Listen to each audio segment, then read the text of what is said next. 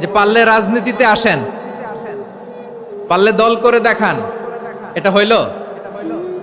আমি কি এরকম কোনো কথা বলেছি? না। আমি একজন মুফাসসিরে কোরআন, আমি একজন আলেম, এর বাইরেও আমার সবচেয়ে বড় পরিচয় আম আ সিটিজেন অফ বাংলাদেশ। আমি বাংলাদেশের একজন সাধারণ নাগরিক।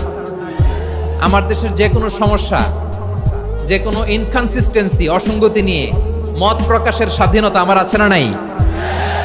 আপনারাই তো বাক স্বাধীনতার কথা বলেন, ফ্রিডম অফ স্পিচের কথা বলেন, বাক স্বাধীনতার কথা বলেন। সো আপনারাই যদি আবার কোনো মন্তব্যের কারণে বলেন যে রাজনীতির মাঠে আসেন, দল করেন, দেখি কতটুকু পারেন, এটা ঠিক হবে না। তাই প্রিয় ভাইয়ের, আসুন আমরা দল মত নির্বিশেষে কাঁধে কাঁধ মিলিয়ে সোনার বাংলাদেশ গড়ি, দুর্নীতিমুক্ত বাংলাদেশ গড়ি। মনে রাখো, গোটা বিশ্বের সবাই যদি তোমার সাহায্য করতে চায়, ততটুকুই করতে পারবে যতটুকু আল্লাহ তোমার নসিবে রেখেছে।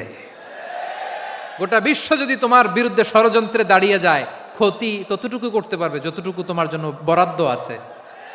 এর বাইরে কিছু করতে পারবে না। আওয়াজ করে বলেন ঠিক কিনা?